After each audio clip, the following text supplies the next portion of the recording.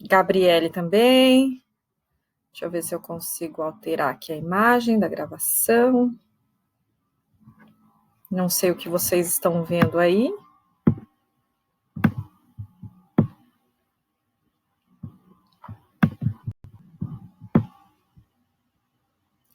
Janela. Deixa eu ver. Pronto, vai ficar assim. Fernando, todo mundo chegando, né? Alguns avisos para começar, tá? Eu vi que alguns já fizeram a prova, cada vez mais pessoas estão fazendo a prova e eu estou corrigindo as questões que estão ficando para mim, tá? Aos pouquinhos vou fechando as notas.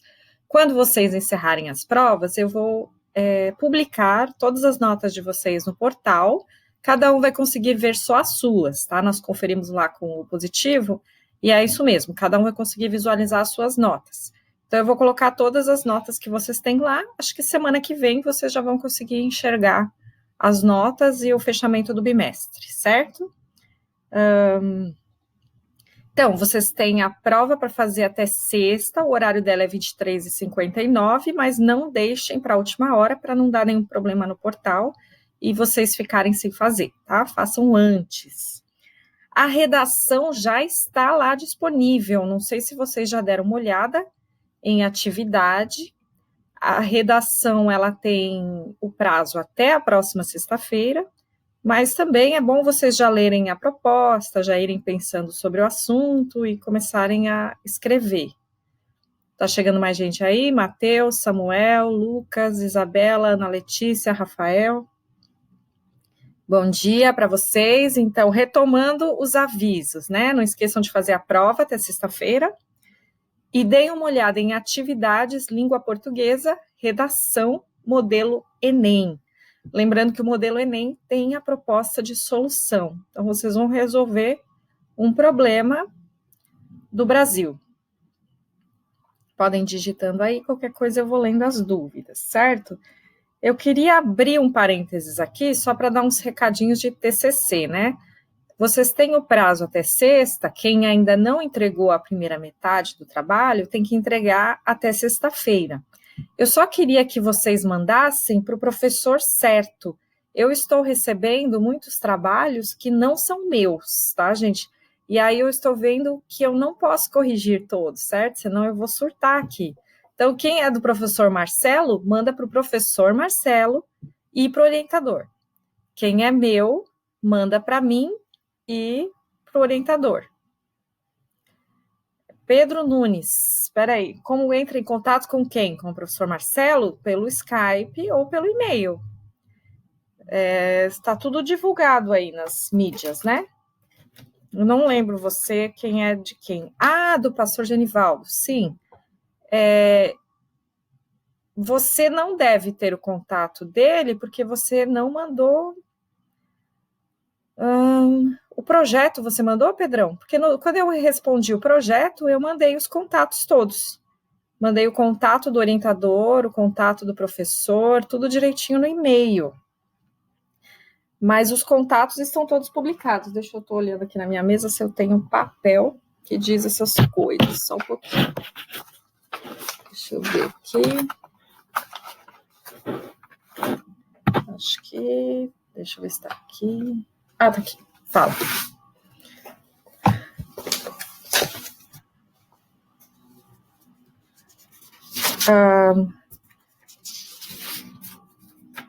O que acontece é o seguinte, Isabelle, geralmente a gente encaminha também para o orientador. Eu e o Marcelo tínhamos combinado isso, a gente recebia, nós recebemos o projeto, encaminhamos para o orientador. Você já mandou 50%, Isabelle? Aí, se você mandou, tem que chegar no orientador também. Acho que é bom conversar, assim, com o orientador.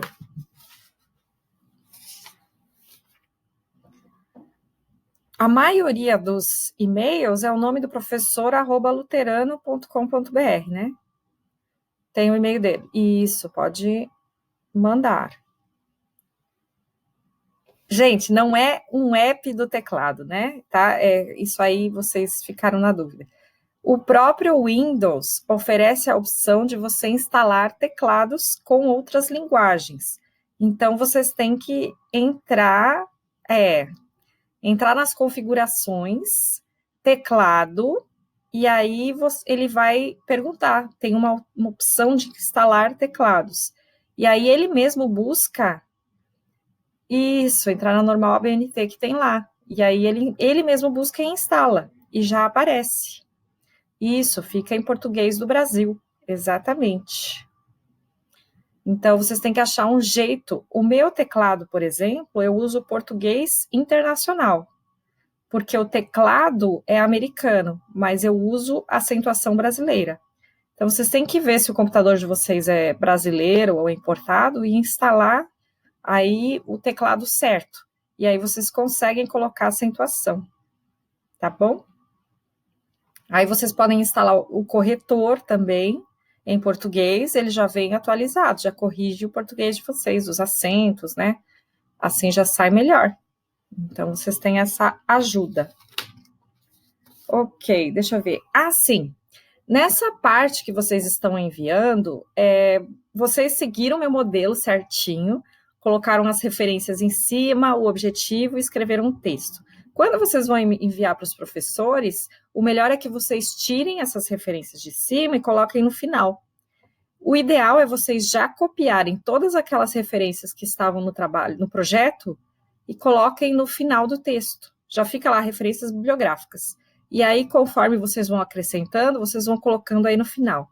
Fica mais fácil para a gente corrigir, porque a gente vê o texto e vê as referências embaixo. A gente já vê quais vocês usaram, quais não, porque vocês estão fazendo citações corretamente. Então, arrumem esse modelo e transformem o objetivo em um título, né? Não deixem lá verificar, blá, blá, blá, blá, blá, blá. Mudem esse objetivo para um título bonitinho. Então, vocês vão entregar 1, 2 ou 3 tópicos para o professor com as referências no final. Quem mandou, assim, nessa formatação de treino, antes eu mexi e já deixei arrumado.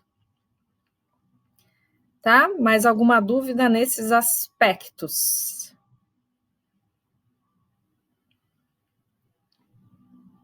Várias pessoas estão digitando. Então, é o seguinte, gente, o que eu vou fazer hoje? Hoje, eu vou fazer mais alguns exercícios de revisão, de gramática e literatura. Quem já fez a prova, não entendeu isso? Já repito, tá, Isabelle? Quem já fez as provas, está tranquilo com os conteúdos, tudo bem, não precisa nem ficar assistindo a aula, tá? Porque nós estamos encerrando os conteúdos do primeiro bimestre. Mas antes, prestem atenção ao seguinte, na sexta-feira, nós teríamos uma aula também ao vivo pelo Skype. Como nós encerramos o conteúdo, vocês têm as provas para fazer e uma redação no portal, eu vou deixar a aula de sexta para vocês terminarem essas coisas ou fazerem a redação. O que eu pensei em abrir é um link... Opa, saí aqui da minha página. Voltei. Pensei em abrir um link de plantão de dúvidas. Aí, quem quer conversar comigo sobre o TCC, mais especificamente, diretamente, pode entrar nessa sala para isso. Pode ser? Vocês acham uma boa? Aí, sexta-feira, eu coloco plantão de dúvidas, terceiro A, professora Magda. Quem quiser, ingressa, tira a dúvida e sai. Eu vou ficar com ele aberto e vou ficar trabalhando aqui no computador. Se alguém entrar, eu tenho. Certo? A redação está marcada até a sexta da outra semana.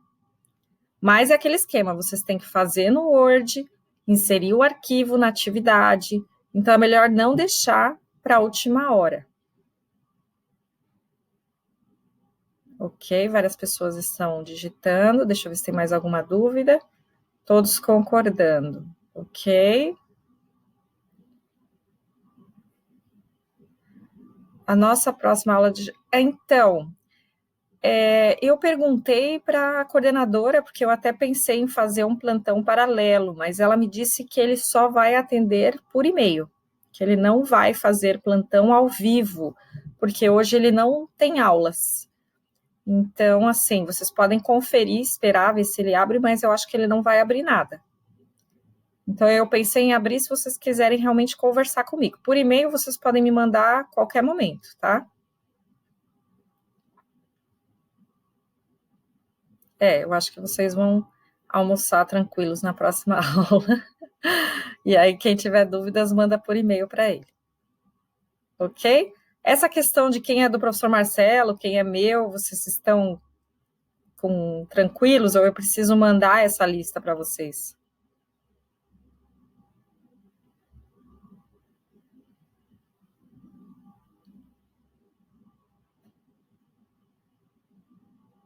Bom, enquanto as pessoas vão digitando as dúvidas, quem vai continuar na aula fazendo a revisão, pega o caderno de atividades de língua portuguesa. Inclusive, eu estou corrigindo algumas questões de sujeito que ficaram erradas. Vamos rever aqui um pouquinho de sujeito. Então, caderno de atividades de língua portuguesa, página 16. Dúvida em literatura. Então, diga, Gabriele. Em literatura, eu só ia rever um texto aqui, mas diga. Que aula você está falando, Pedrão? Esta ou a próxima? Os movimentos das vanguardas? É o das vanguardas, deve ser, né, Gabriele? Porque as vanguardas é que confundem mais. Ok, das vanguardas. Vamos lá, uma recapitulada rapidamente, para quem ainda não fez a prova ficar ciente.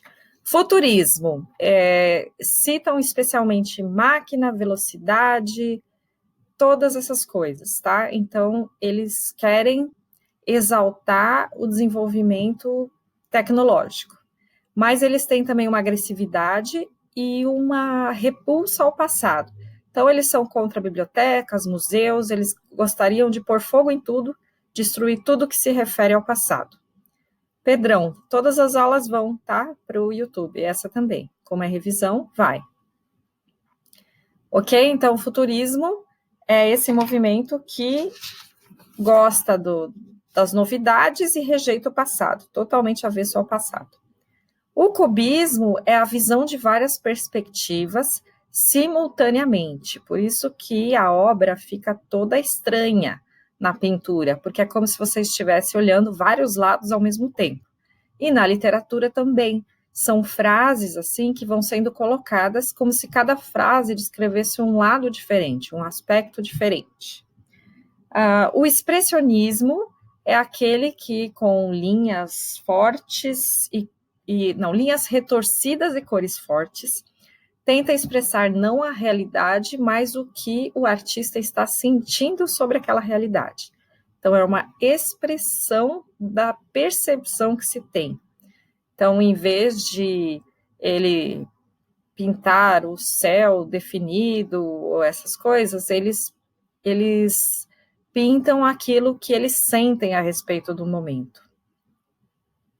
Você fala se os expressionistas valorizavam mais o passado?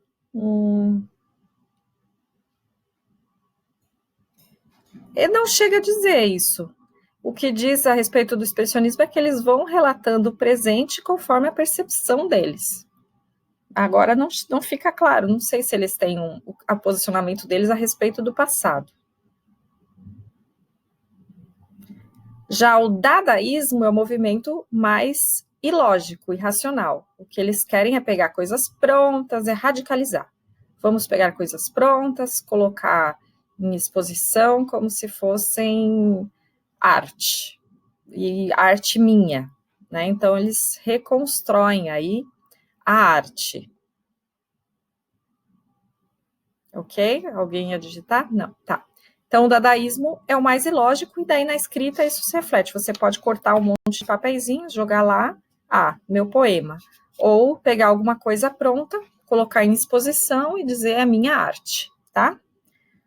O surrealismo é aquele que mistura a psicanálise e o sonho com a realidade. Então, eles saem do mundo real para o mundo imaginário impossível dentro da lógica. Então, ele explora especialmente o sonho, isso que a gente tem que pensar, o sonho e a imaginação. Você acha que ficou mais claro aí, Gabriele?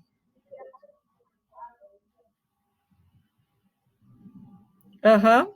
É isso que você respondeu? Assim, aham, é tipo sim ou mais ou menos? Assim, em geral, quando a gente tem que classificar os textos, eles acabam dando dicas. É justamente o exercício que eu ia fazer para vocês de revisão. Ó. Então, vamos lá. Deixa eu ver aqui em que página ele está. É no caderno de atividades de literatura. Tem um exercício de identificar. Vamos começar por literatura, então. Deixa eu achar aqui a página. Sim, página 13. É justamente de identificar. Acharam aí, caderno de atividades, página 13?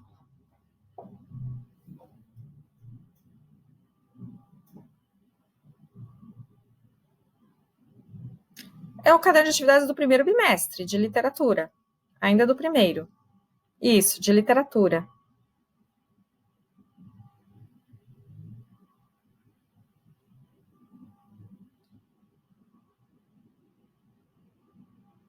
Oxe, já jogou no lixo, né? Acabou o primeiro bimestre, já foi o livro embora? Não pode isso. Eu não sei se vocês têm acesso ao caderno de atividades no portal, tem que ver. O livro eu sei que tem, caderno de atividades não sei. Mas então, no primeiro exercício, eu vou ler a descrição para você, Gabriela, e você vê se acerta. Surrealismo, e aí tem que associar a obra aí, né? Essa vanguarda propõe a busca da libertação do inconsciente, com a valorização do universo dos sonhos. Aí tem as pinturas. Qual a pintura aí que se enquadra no surrealismo? Tá fácil. Quem diz aí?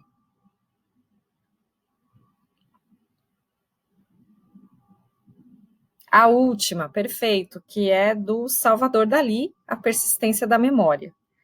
Dadaísmo recusa a arte tradicional e se propõe a trabalhar com materiais considerados sem nobreza, criando combinações sem nexo.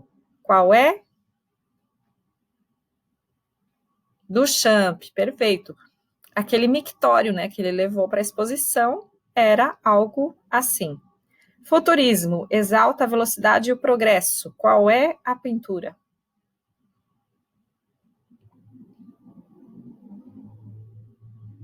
A primeira, perfeito. É uma mistura de gente ali, como se tudo estivesse se movendo simultaneamente.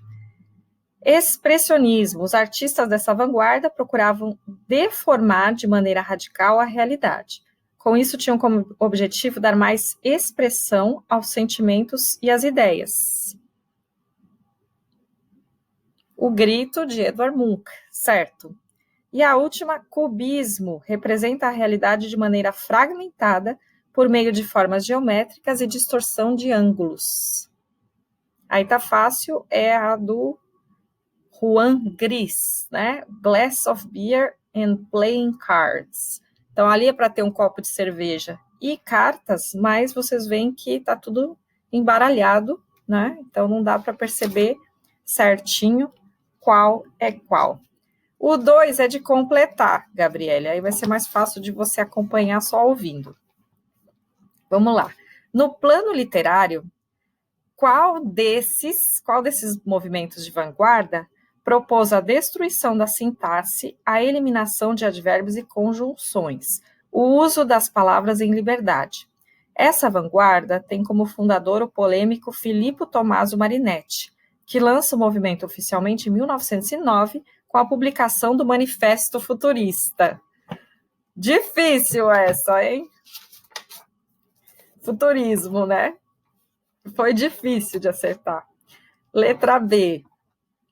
Na literatura, esse movimento de vanguarda, que vocês vão adivinhar, representou a fuga do discurso formal e o abandono da métrica e da pontuação. Os textos eram apresentados em fragmentos com sobreposição de planos. Essa estética também valorizou a disposição gráfica das palavras no papel. Então, quem trabalha com fragmentos e sobreposição de planos? Cubismo, Gabriele. Vamos lá. As características do tananã, na literatura são descritivismo intenso do estado da alma, com a formação de imagens de sofrimento e angústia humana, uso de uma linguagem rápida, seguindo o ritmo de fluxo de consciência. E aí? Não é o surrealismo.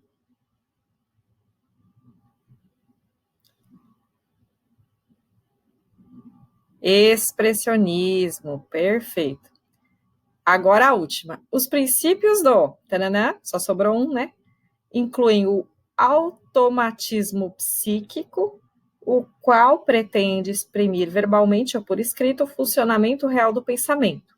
A escrita sem tema pré-concebido, a valorização de frases e ideias que surgem inconscientemente e parecem pedir que sejam expressadas. É aquele, então, em que você pega a caneta e escreve.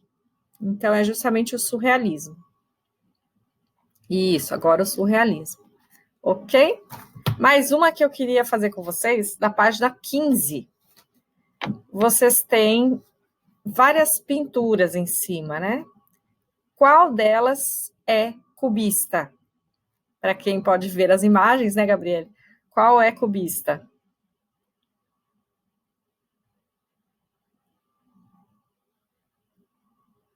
Letra E. Muito bem, Fernando. A cubista é a letra E. Vocês podem ver que ocorre uma distorção da imagem porque ela está sendo vista de vários ângulos. Dá para perceber que é como se a boca estivesse para a esquerda, os olhos para a direita, quer dizer, é como se ela tivesse tirado uma foto assim, em movimento. Só que como nessa época não tinha, sai tudo assim, embaralhado. E a 5 é para vocês relembrarem, caso, bom, todo mundo vai pegar, né? Quando pegarem questões sobre o Fernando Pessoa. Qual das definições aqui é heterônimo, ortônimo ou pseudônimo? Então vamos lá. É o nome que corresponde ao autor efetivo da obra, ou seja, o autor que teve existência real. Qual dessas definições é do próprio autor? Exercício 5, página 15. Como é que se chama o autor mesmo da obra? Ninguém lembra? Bom, seguindo, qual é o nome fictício usado pelo autor de uma obra, sendo o nome verdadeiro desse autor ocultado? Como é que chama o nome fictício? Heterônimo, ortônimo ou pseudônimo?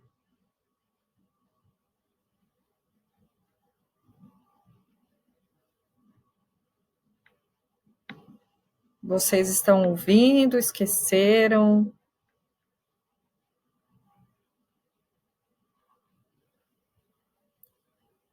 Ok. Pseudônimo, né? O nome fictício, quando as pessoas inventavam um nome apenas para ocultar o próprio nome, no caso das mulheres que escreviam e ninguém queria publicar porque elas eram mulheres, então elas usavam o pseudônimo. Agora apareceram as respostas de vocês. Então a primeira era ortônimo, vocês responderam certo. A segunda, pseudônimo. E aí a terceira, óbvio, é o heterônimo, que é o nome de uma pessoa imaginária a quem o autor atribui a autoria de certas obras. E aí elas apresentam características e tendências próprias, que era o que o Fernando Pessoa fazia, criando personagens inteiros, né, com vida inteira. Ok, tiramos as dúvidas de literatura, tá tudo beleza agora? Podemos ir para o caderno de atividades de gramática? Ok, sim. Então, caderno de atividades de gramática, página 16. É só um chazinho, tá, gente?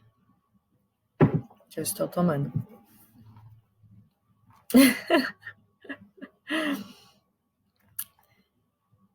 Exercício 3, página 16. Tem as análises de sujeito. É isso, para me deixar calma com os alunos. Nossa, tão calma essa aula, eu nunca preciso pedir para as pessoas ficarem quietas, então eu nem sei o que é uma aula agitada mais. exercício 3 tem duas questões que são pegadinhas e que eu não quero que confundam vocês, que é a letra A e a letra F, que estão na voz passiva, por isso pode confundir a identificação aí do sujeito. Eu não coloquei frases na voz passiva, eu acredito na prova, tá? Vamos analisar, então, da letra B em diante, que são as questões que estão estilo prova. Alguém remexeu o lixo na frente da casa. Quem é o sujeito dessa frase?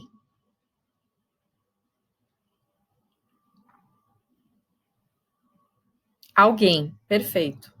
Então, algumas pessoas confundem esse alguém com um sujeito indeterminado ou inexistente, mas não é.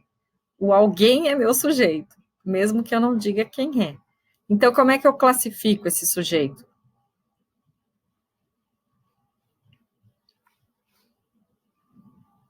Sujeito simples, exatamente. O sujeito simples é o alguém. A gente não pode pensar muito filosoficamente, a gente tem que pensar no que está escrito, certo? Porque se eu pensar em quem é alguém, eu vou pensar num sujeito indeterminado, mas não é, tá? Durante a tarde, choveu muito. E agora? Qual é o sujeito dessa oração?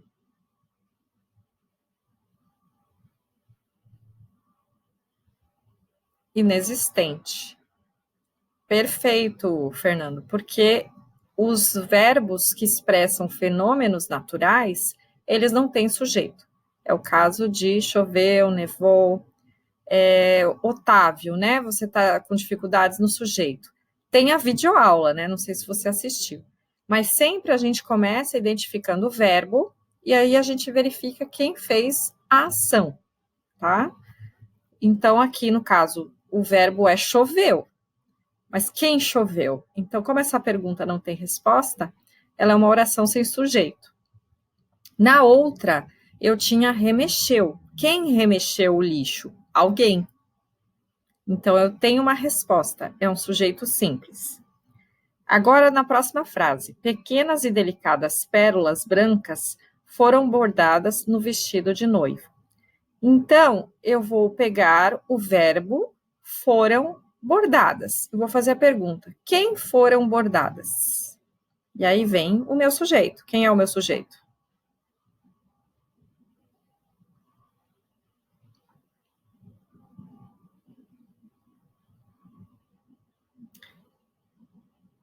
Pequenas e delicadas pérolas brancas foram bordadas no vestido de noiva. O sujeito completo é pequenas e delicadas pérolas brancas, certo? Mas o núcleo é um só. Qual é o meu núcleo? A Isabelle e a Camille já tinham digitado, né? Pérolas. O núcleo é só pérolas. O resto está dando características para elas. Então, eu tenho um núcleo. Que tipo de sujeito é esse? Simples, perfeito. Próxima frase. No cinema, falavam sem parar atrás de mim. Que raiva, né? Mas, quem é o meu sujeito? Eu pego o verbo falavam. Quem falavam? E agora?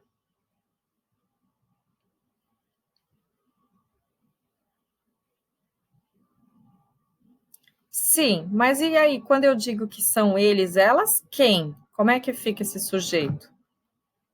Não é o desinencial, é o indeterminado. Exatamente. Quando eu uso na terceira pessoa, é um sujeito indeterminado, porque não tem como eu descobrir quem era. E eu estou falando de pessoas que eu não conheço. Então, falavam sem parar atrás de mim é sujeito indeterminado. O desinencial é quando eu consigo identificar diretamente a pessoa. Várias pessoas confundiram aí com o desinencial, Gabriele, não se preocupe. Mas no desinencial eu tenho clareza, por exemplo, eu dizer tomei um chá.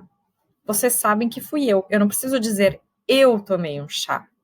Então, esse sujeito está claro. O verbo me indica quem foi. Agora, se eu disser tomaram o chá. Eu cheguei na sala, a garrafa de chá está vazia e eu digo, tomaram todo o chá. Então, eu não sei quem tomou. Então, em terceira pessoa, eu estou indeterminando o sujeito. Ok? Ok. Ok, todos estão dizendo ok. Otávio, tá melhorando?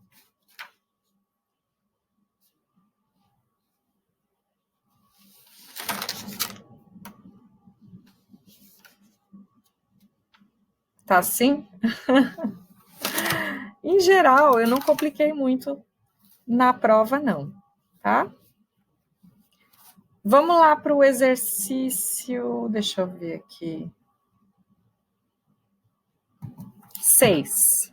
Só quero ver a prova. Você não viu ainda? Entra lá, dá uma olhadinha. Ah, pois é. Eu estou vendo que muitos estão sendo sorteados com as questões discursivas. Mas eu acho que de sujeito eu não coloquei discursiva para vocês.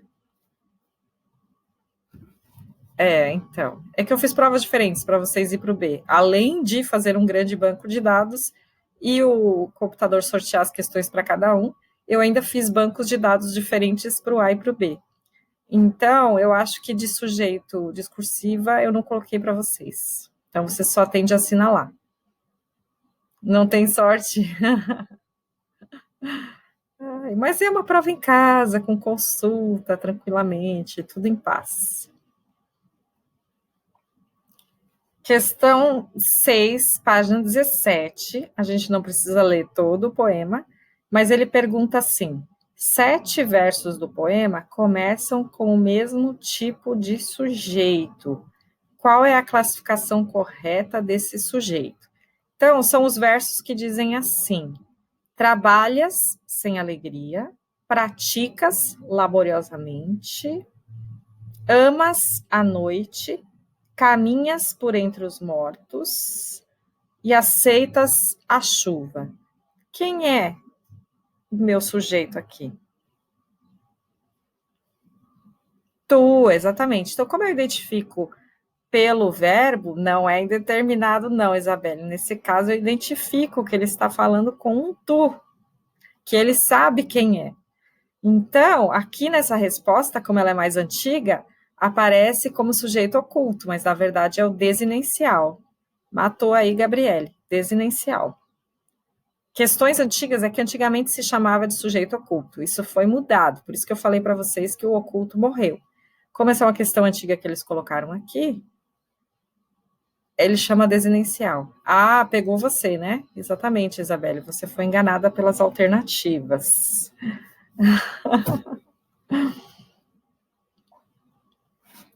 Pois é.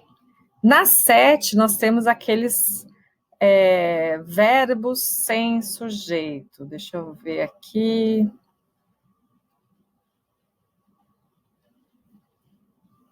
Não, essa não, vamos pular. Deixa eu ver uma mais fácil aqui para vocês fazerem.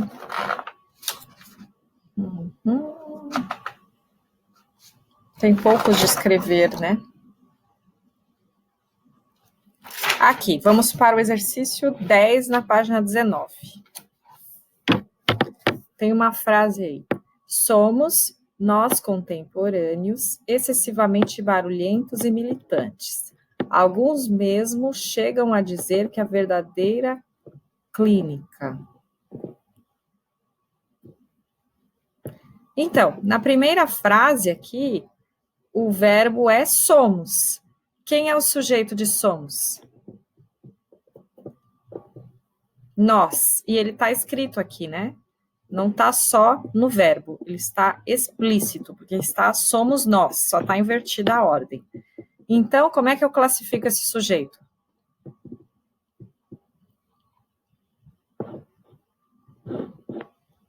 Simples, perfeito. E se ele não tivesse ali, se tivesse somos excessivamente barulhentos e militantes, seria desinencial. Muito bem, tá? Então, como ele está expresso, ele é simples. Na outra oração, alguns chegam a dizer, quem é o sujeito?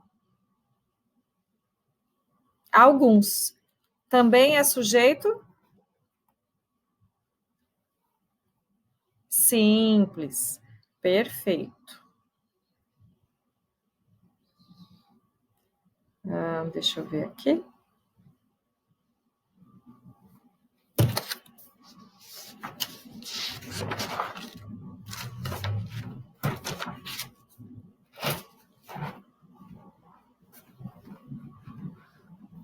Vocês estão digitando, estou esperando. Camille, o desinicial é o que está no verbo e eu sei quem é. Então, por exemplo, se for eu, fica bem fácil, porque eu vou dizer para você, tomei um chá. Então, é óbvio que você vai entender que fui eu. Eu não preciso dizer, eu tomei um chá. O verbo já diz, tá? E se eu perguntar para você, fez a lição? Então, você sabe que eu estou falando com você. Então, está óbvio também. Agora, ele só não é desinencial se eu deixar ele indeterminado, que é tipo o sujeito da fofoca, né? Se eu disser assim, disseram que não tem aula amanhã. Então, eu não quero dizer quem é. Então, esse sujeito está indeterminado. É o sujeito da fofoca. Eu não sei quem é. Então, o desinencial é aquele que, pelo verbo, eu sei quem foi. Até porque, geralmente, a gente está dentro de um texto, né? E num texto, se eu disser o sujeito numa frase, na próxima eu vou colocar só o verbo. A menina Joana chegou atrasada. Fez barulho ao entrar. Como está dentro de um texto, eu vou saber que eu estou falando ainda da Joana. Então, esse verbo ali está me apontando para a Joana. Ok? Mais alguma dúvida?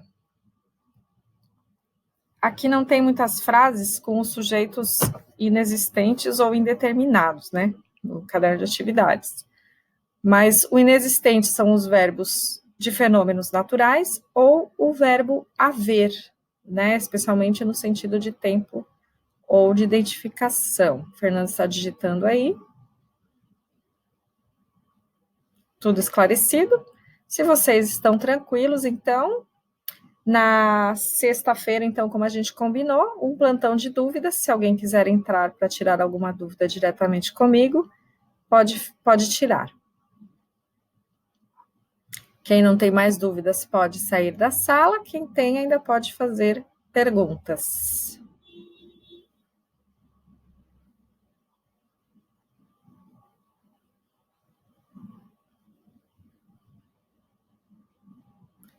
Beijos, fiquem bem também, se cuidem, não saiam de casa. Calma aí, fala, Gabriele. Estou calma. Não estou correndo. Pode procurar. Ok. Tchau, até a próxima aula. Tchau, Otávio. Tchau, Ana Letícia.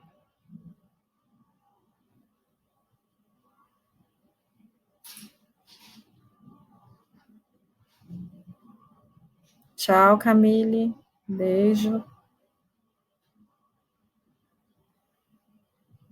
Pode, Gabriele, pode falar.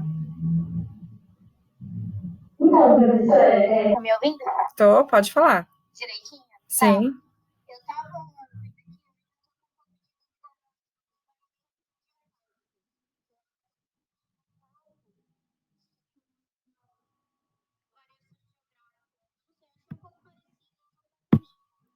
Tá. Então, a diafásica é aquela em que você muda a linguagem conforme o ambiente. Só isso. Por exemplo, você está num ambiente mais formal, você fala de forma mais formal. Você está num ambiente informal, você fala naturalmente. A diatópica tem a ver com os sotaques mesmo, que tem a ver com cada região, com a forma de falar.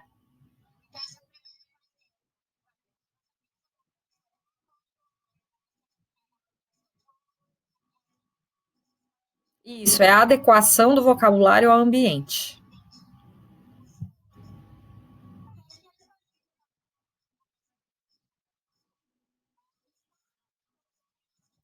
Ah, beleza. Ah, então tá.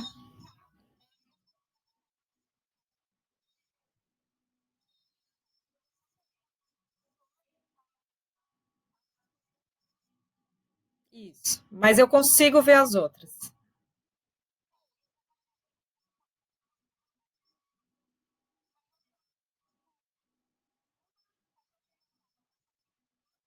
Não, eu coloquei como considerar acerto parcial. Então, ele vai somar como meio certo.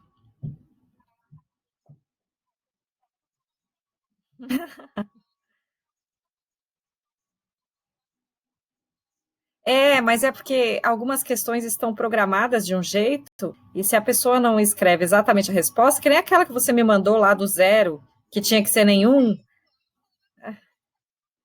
mas eu consigo ver isso, entendeu? Então, se for o caso, eu altero a nota no final, porque eu consigo ver as respostas que vocês deram. Nada. Tchau. Júlia, você vai tirar alguma dúvida? Não? Então eu vou encerrar, tá? Tá.